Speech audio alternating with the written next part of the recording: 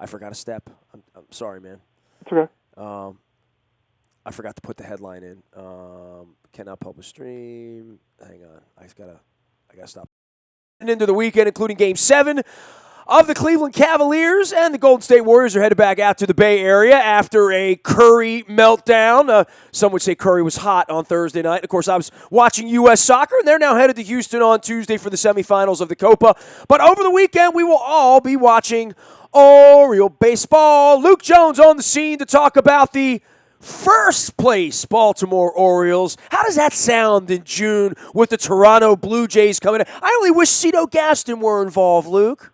Right, no doubt about it. I mean, you think back to those days where the Orioles were chasing the Blue Jays. I mean, everyone was chasing the Blue Jays in the AL East in the early 90s. But it's funny, you just mentioned the NBA Finals, and one of my friends on Thursday night, late on Thursday night, posted on Twitter the following question: who had the better performance, LeBron James or Tyler Wilson? And, of course, I mean, LeBron James scores 41 points.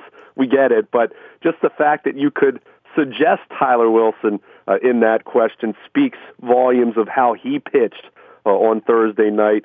8 shutout innings, 6 strikeouts, 1 walk, 3 hits allowed at Fenway Park against the best offense in baseball.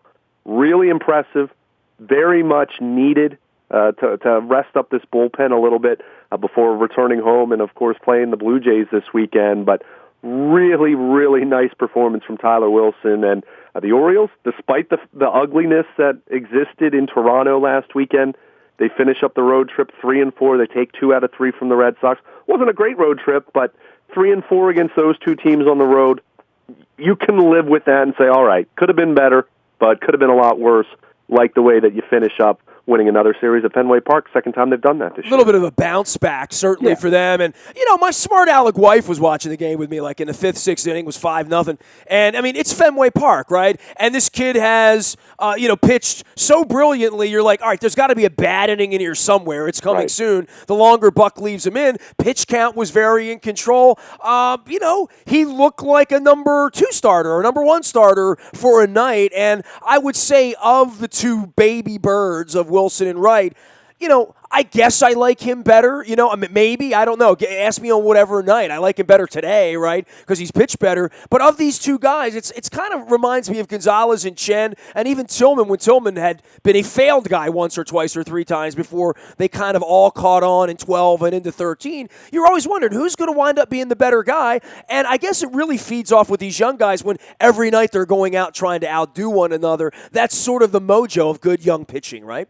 Yeah, and, I mean, Tyler Wilson clearly doesn't have the stuff that Mike Wright has. I think anyone watching these guys now for roughly a year, going back to last year, both these guys got some opportunities in 2015, but I think Tyler Wilson has a much better demeanor on the mound. I think he has a much better idea of who he is, and the results, which haven't been great. I'm not saying Tyler Wilson has been outstanding by any means, but I'll put it this way.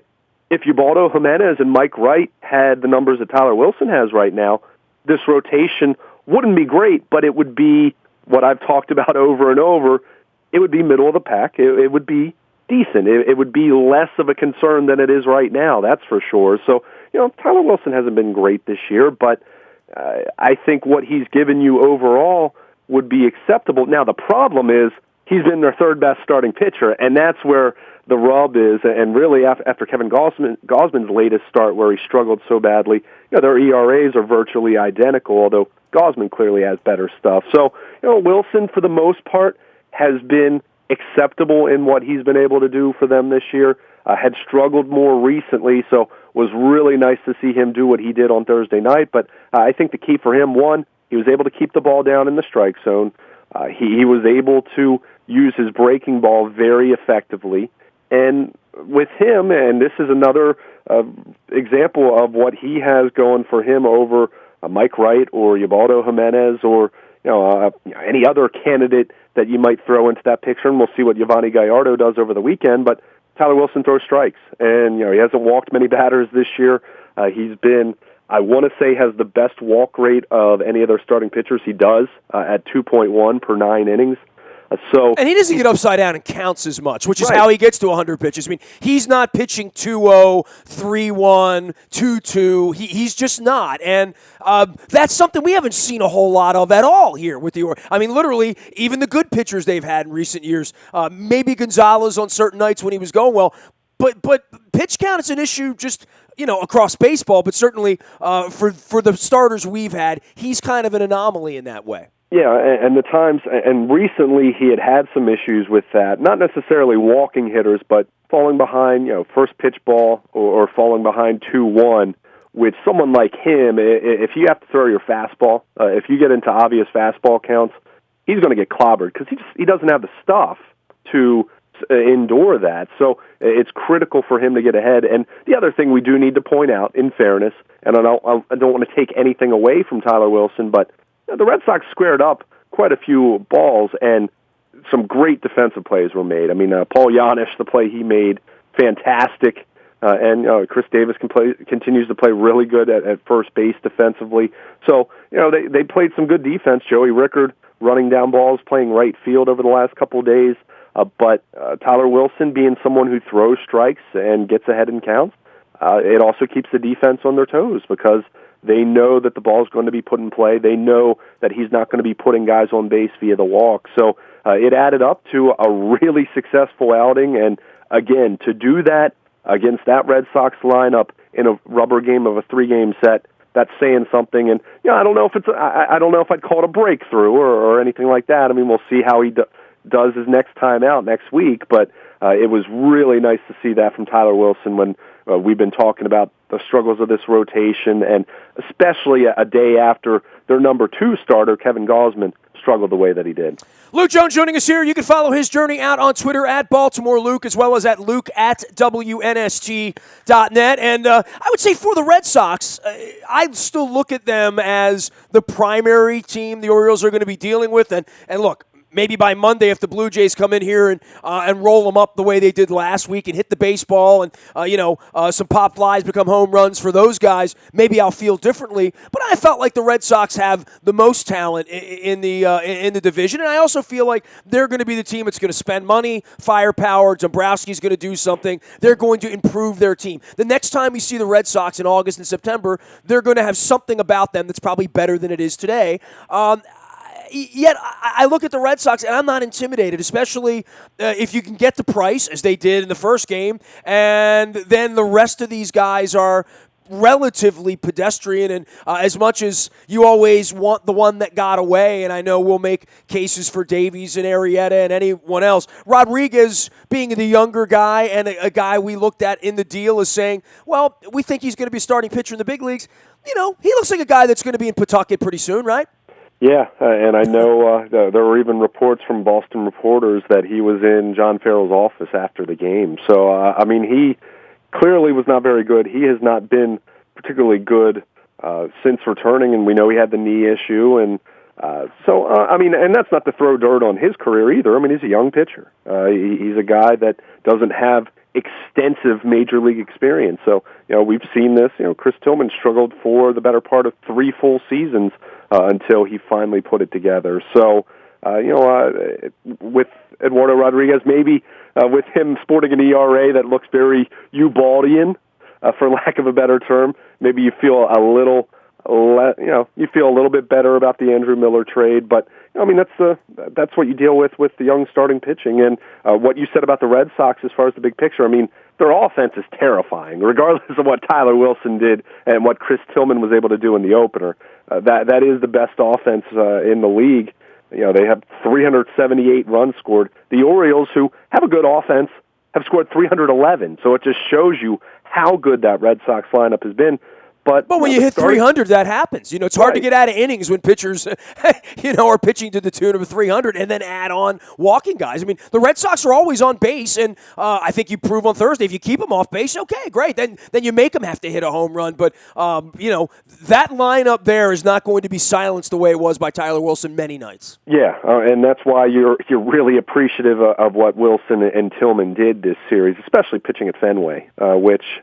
And clearly, Camden Yards pitching there is no walk in the park either, to be clear, but there's such an aura and a mystique at Fenway Park that I don't know if you had a chance to hear Wilson's post-game interview, but he even talked about how, he called it, that's the Mecca of Major League Baseball as far as that being a cathedral. Well, it's so unique. When you go in there to pitch, you don't feel like you're anywhere else. I mean, but at the same time, it's not an easy place to pitch. So, it's intimidating as hell to stand in there. You feel like you can reach out and touch the left field wall no matter where you are, right? No doubt about it. It's an optical illusion as much as it's anything else. Yeah, so, but going back to the Red Sox, you mentioned it. I think at the end of the day, regardless of what David Price's numbers have looked like, I think you still feel he's going to be what he's always been, and that's been a number one starter. But you do look at the rest of that rotation. And Stephen Wright, let's make plenty of mention for him. He's been unbelievable, all-star season for him, or should be anyway. But, the rest of that rotation, it's kind of, it's not great. It's in that territory where you'd say, good enough with their offense. But good enough if you're scoring 6 runs. Sure, exactly. Kind of like the Orioles at this point. Hey, Tyler Wilson and Mike Wright, we can get by with these guys. We better score 6 runs. Hit 5 home runs Sunday and lost. Going into the weekend, the Red Sox have a 4.57 starter ERA. They're 9th in the American League. The Orioles 4.78. They're 11th. So there isn't a dramatic difference there. The Red Sox starting pitching has been a little bit better, but both profile as not exceptional. So, from that standpoint, they shouldn't be a team you fear as much. I'm telling you, though, and I picked Toronto to win the division, but, it's not any favoritism or anything like that.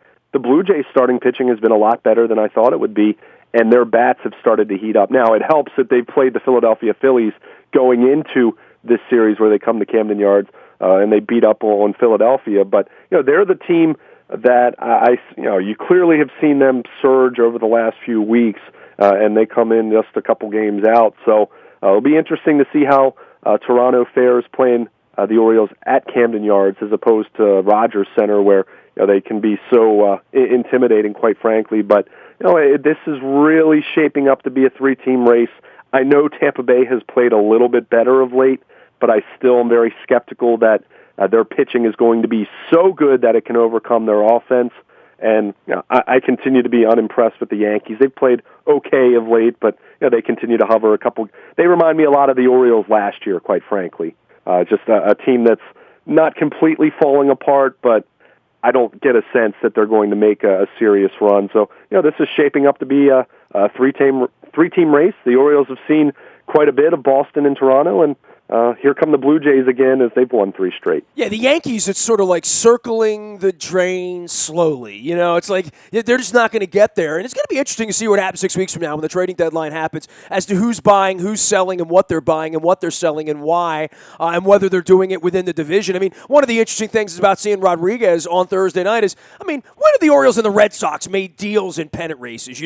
There's usually not that kind of residue inside of divisions. It's maybe a little more common in modern baseball just because you want your best deal, but you don't ever want to have to go and see someone else. As bad as it is watching Arrieta on television, imagine if you had to see him pitching for the Rays, and we did that with Messina, for years, where you have to go and face your best player later on. I don't disagree with you, and here come the Blue Jays. It's not a bad weekend to see the Blue Jays, right? If you're selecting the pitchers that you're going to see, Sanchez and Wright on Friday night, Gallardo and Dickey on Saturday, and Stroman goes Sunday to avoid Estrada, and I guess to avoid Happ at this point, although, we wouldn't have said that in the offseason, but a couple of their better pitchers. A nice opportunity for the Birds to get some home cooking, get home here, and really put some distance between them and the Blue Jays if they can get even for the mess of last weekend. Yeah, and the goal is always to take the series, take 2 out of 3. We'll see what Yovani Gallardo has to offer on Saturday. I think there's a lot of cautious optimism with him. The velocity up a tick during his minor league rehab assignment. So you hope that that's legitimate. You hope that he has some better command. You hope that his stuff has a little more of a crisp factor to it that it did not have over his first 4 starts. So and then you get Tillman in the finale. So. Well, Gallardo's the interesting story of the weekend, though, right? We're all going to be watching at 4:05 on Saturday and saying, all right, dude, at some point, chip in a little bit here, get us to the 6th inning or something like that, right? Right. And we've talked about this, and I don't want to take anything away from Tyler Wilson because he pitched great on Thursday night. He's been better than Mike Wright and Ubaldo Jimenez, who we know, of course, is now in the bullpen. But we've talked about this with Tillman. Tillman's been phenomenal. He's given them the bounce-back season and more to this point with how he's pitched. Gaussman has been fine. You'd like him to be better. There's no doubt about that, but he's certainly not someone who's in danger of losing his rotation spot or anything like that. And I get it. He hasn't collected any wins of his own. But for we would at least say he's trending the wrong way right now, this minute. Coming off that start, yeah. But overall, it's not as though he's pitched horribly over the last month or anything like that. But you're looking for that third consistent guy. And look, when I say consistent, give me a 4.05 ERA even at this point. Seriously, that's not a great standard, but that's what the Orioles are looking for right now. Can you get a third guy where you feel pretty good about them going to the mound every fifth day and giving you a good chance to win? Now, maybe Tyler Wilson becomes that guy, and this springboards them into a little more consistency. But, in a perfect world, what Tyler Wilson has given them, you would live with as your number 5 starter, not your number 3. So you're really hoping that Yovani Gallardo, especially after they made a 2-year commitment, $22 million the way they did, even after the restructure, you're hoping he can give you some consistency. It's not going to be great. I don't expect him to pitch like an ace. The Orioles never should have expected him to be that kind of guy when they signed him in the offseason, but can he give you quality outings? Can he give you 6 innings and 3 earned runs or fewer allowed and give you a good chance to win? If that's the case, then this rotation looks a heck of a lot better if you have him. And then if you're going to say Tyler Wilson, and then you figure out that 5th start among the Mike Wrights, the Vance Worleys, the potential Ubaldo Jimenez at some point in the next month if he can get himself straightened out. Who knows? But you can deal with having one spot that is a headache if you can at least minimize the pain of the number 3 and number 4 spots. And Gallardo coming back and pitching effectively would go a long way in doing that, especially on the back end of what Tyler Wilson was able to do on Thursday. Luke Jones joining us here, and we're talking some Oriole baseball. We're going to get to some Ravens as well as some NBA. I'm even going to talk some Copa, but Luke doesn't watch soccer. So, for the rest of baseball and where the Orioles sit in this mess going into the weekend with the Blue Jays, the best race is going to be in the Central, right? There's going to be 4 teams there bunched up, and I think in the end, all of these teams are going to settle somewhere between 540, 560, 570. You might have 7 teams vying for 3 spots, right? In the end, that is definitely possible at this point. I really think it's going to be a great race, and I haven't been the biggest proponent, and certainly I've been on the radio long enough to go back before there were even wild cards to say what this would do to the race. And I remember, Bob Costas writing this really conservative piece for Sporting News about how it would wreck baseball and all of that stuff. I don't know that it saved baseball. I don't know that everybody's running out to Camden Yards this weekend. We've waited a long, long, long time around here. And, Luke, you can do the math. The last time the Orioles were in first place, playing a first place on second place kind of series in June around here. There haven't been many of them in your lifetime, that's for sure. And yet in every city, they're still trying to maybe drum up interest beyond the NBA and beyond Copa and beyond the beach and whatever rock and roll concerts are coming. The baseball could get on the radar. But this is about the time where, if we're going to start to see the crowd swell and orange bumper stickers and orange flags on cars and orange T-shirts, the team has done what we wanted for 15 years a team to do, which is be in first place in June, play relevant baseball. This would be a time that they should start flying the flag a little bit, I would think. Maybe I'm expecting too much from that, but I know if the Ravens got off to a 6-2 start this year, people will be all lubed up come November. Well, we're kind of getting to that point in the baseball season for me, and the kids out of school and all of that. Yeah, all the factors should be there for the crowds to start looking a lot better than what they've been. And now, does that mean 3 sellouts and 46,000 for each one? No. But the Nationals are a factor in that. I'll even give Angelos his due on that. Putting a baseball team at DC. But you'd like to see good crowds because, regardless of the history, regardless of Peter Angelos, and look, ticket prices have gone up. That's a very real factor. But this team has also been in first or second place, and when they've been in second, they've been right on the cusp of first place all year. Literally all season long. This That's is where their best team of the modern era, maybe other than that, 04, 05 mess they had when Palmeiro, where they played pretty good ball around this time, and nobody was really buying in. But there's a lot of reasons to buy in here, and one of the reasons to buy in is that the Red Sox and the Yankees aren't loaded. They're going to be in this race for a period of time unless the whole thing implodes, Well, and that's the thing. I mean, their starting pitching hasn't been that good. Other than that, they had that one stretch in late April into early May where they got pretty darn good starting pitching for about a 3-week period. But overall, their starting pitching has been, I don't want to say fairly consistent, because when you use a term like that, that means positive. Usually you're using a positive connotation, but it's been about what you expected it to be. Now, it needs to be a little bit better. That much is obvious. But that said, this team has also been in first place without Yovani Gallardo and with J.J. Hardy out since early May. And we'll see, he's begun his rehab assignment, and we'll see whether he's activated this weekend or whether they give him a few more games. And they've been without Darren O'Day now for a couple weeks, and kind of slow moving for his hamstring injury. So not everything's gone perfectly for this team by any means, but they have such a good lineup. It's not a perfect offense, but it's more than good enough to win, and you're going to hit a lot of home runs. And their on-base percentage has been better than a lot of people would have expected. They've drawn a few more walks than people would have expected.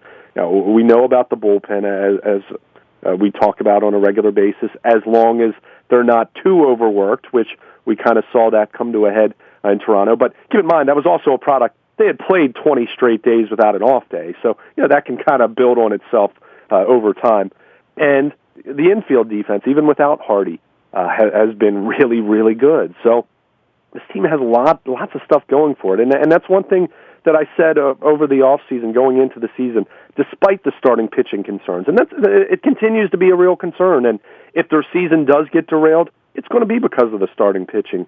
But I always tried to emphasize that there were other things about this team to really, really like. So it's just a matter of, can they get decent starting pitching? Can they get even mediocre starting pitching? That's probably good enough. They just can't have their starting pitching be horrendous. And because that's when you put too much pressure on your bullpen, put too much pressure on your offense. And I think as much as they were able to respond and come back and make some games interesting on this last road trip, you have your offense playing from behind. You probably get away from your approach of trying to work some better counts and trying to have some better at-bats. So, there's a trickle-down effect there. But overall, I think you will look at this team, and as you mentioned, Boston, not a team without flaws. Toronto, not a team without flaws. And I think you feel pretty good about, maybe not saying boldly that the Orioles are going to win this division, but I think you feel good about saying they're going to be there. I think barring a dramatic number of injuries or anything along those lines. Well, they've already had a dramatic number of injuries. If you really right. consider exactly. O'Day, Hardy, Gallardo, Jimenez stinking, it hasn't been an easy campaign. Adam Jones the first month.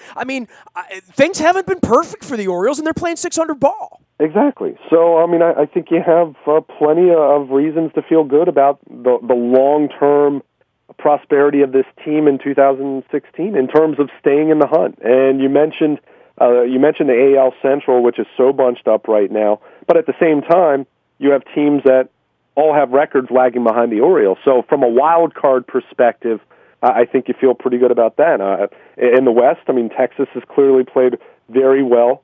Seattle had been playing very well, but they've struggled of late. But you look at those two teams, and maybe Houston, who has played better since that Orioles series where they got the sweep down there. Maybe they climb back into this, but I think you look at this, these three divisions, as far as how competitive they might be. At the same time, I think you could still look at the AL East, and you could still make a very reasonable argument that perhaps both wild cards come out of the AL East. Not saying that will happen, but I think that's a reasonable argument you could make at this point. So it's going to be very, very interesting. And to get back to your point as far as fan interest, I said this before last weekend, and maybe I put the jinx on the Orioles because they lost 3 straight after winning the opener at Rogers Center. But from a fan standpoint, beyond the economics of people spending money going to games, I'm not going to tell people how to spend their money.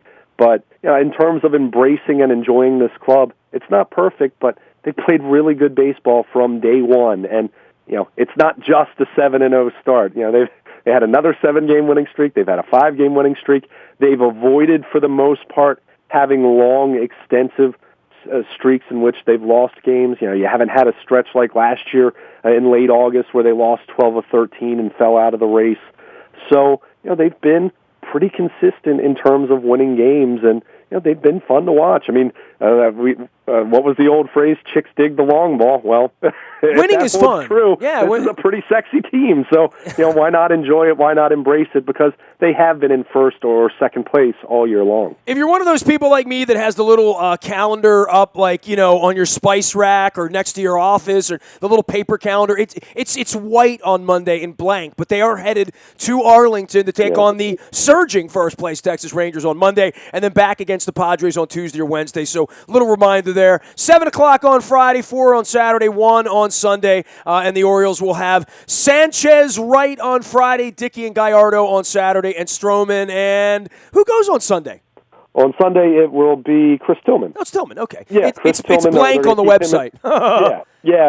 Official Orioles game notes: Wright, Gallardo, Tillman for the Orioles, Sanchez, Dickey, and Stroman for the Blue Jays. And on Monday, I know Buck Showalter told reporters in Boston before the finale that Kevin Gausman will stay on turn. He'll pitch on Monday. That is according to the Orioles skipper. Well, he gets the big ballpark down in Texas. All right, you can reach Luke Baltimore, Luke at Twitter, as well as Luke at WNST.net. You can find me, Nasty, at WNST.net. I have been streaming out on our Facebook Live in HD, working on a little beta on that, working on some stability, some lighting, my Oriole ball cap as well. You can also find our videos on WNSTV on YouTube. We're in the Buy a Toyota Audio Vault 24 hours a day from anywhere in the world. You can download, listen live, listen when you want, where you want, how you want. And, of course, our morning newspaper hits your email inbox at 7 a.m. each and every morning. It's all powered up by Planet Fitness and PlanetFitness.com. Still $10 a month to get in the best shape of your life. Last but never least, any breaking news, any comings, goings, and we will talk some Ravens football later with Luke,